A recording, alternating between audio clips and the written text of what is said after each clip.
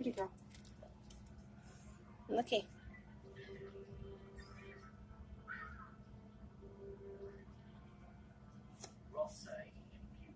Want this? Just about 4,000. God says it can at least not many people want the doors. It's like stepping back into this idyllic. Yeah, you taste that? It's a seaside town of unbelievable beauty. The sun falls and it turns the waves gold. There are seals on the rocks. Mother's told me that they moved there because their kids could just go and play in the woods. Everybody trusts everybody, everybody knows everybody. Practically all kind of control. It was a sort of. Oh, you're gonna run from me now, huh? You can go hide. Come here, my girl. On 6-year-old Alicia McDale was to spend the summer. Her mother lived on the mainland and she was staying at her grandparents' house where her father lived. And she had just started a long summer holiday. Alicia McPhail Want it? loved 6-year-old little girl who enjoyed doing the things that 6-year-old girls do. Her parents were separated, but she still saw a lot of her day as her grandparents from that side of the family. Robert McPhail was Alicia's dad. He was about 26 years old. Want this? And was now in a relationship with an 18-year-old girl called Tony McLachlan. Also living in the island, a teenager originally from Shrewsbury, England. Harry Campbell, aged about 4 or 5, he lived with his mother I'm sorry. and his father. His father worked offshore in the oil industry.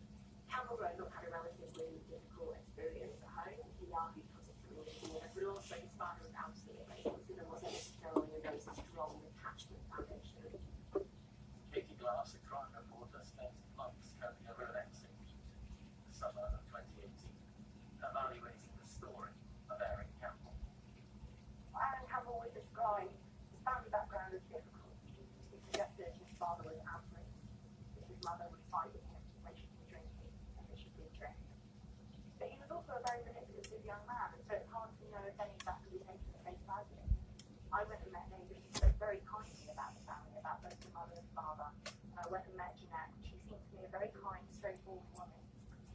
Later, and officially described in a social worker's report as coming from a dysfunctional family, did find a way to get on with school friends. At age 40, he was into trampolining, he was into parkour, he was a YouTuber. Want it? He used to record himself doing parkour and various things with his trampoline. Really appreciate what was great with all this. Campbell was somebody in the community who was really quite popular. His peers related to him as a really great guy, he had a girlfriend. When you actually watch some of his YouTube videos, he's got great communication skills, he's quite funny, he's quite charming, and he seems to be a really modern young man. There's nothing that strikes you when you watch him talking that would give you any idea of what was lurking in his mind. Aaron Campbell's online activity was not always as innocent as posting a note for his trampoline skills. He played online games, one in particular. He had an interest in a slightly unsettling computer game, the main character of which is someone called Slenderman. Are you gonna eat? Small, faceless character.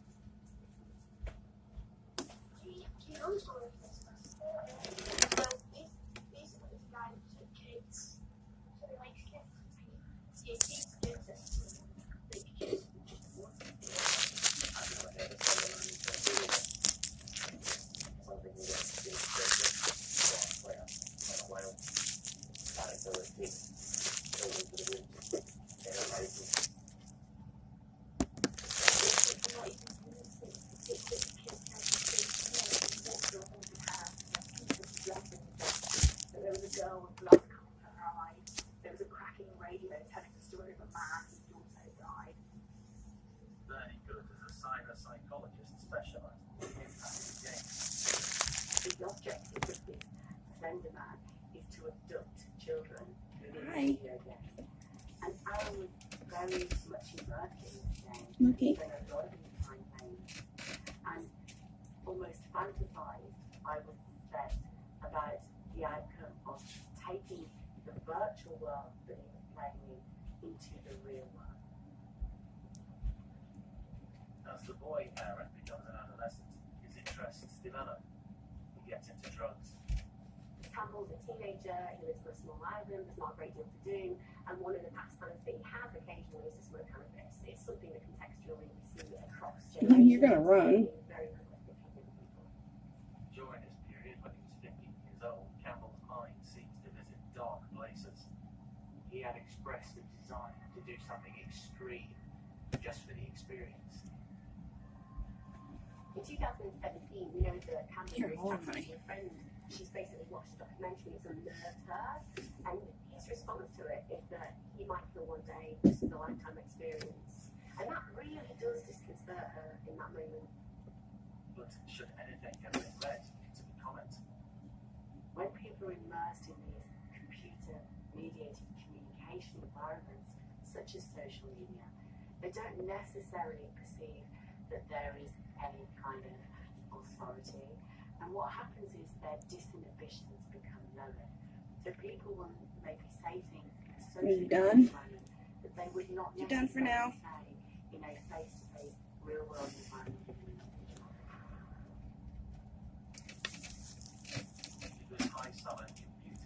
The days are very long. But on one night in the sun, it was time to turn in. At around 11 o'clock, Tony McLachlan What checked on the are you video doing, huh? and saw that she was asleep in her bed. So Tony went to bed.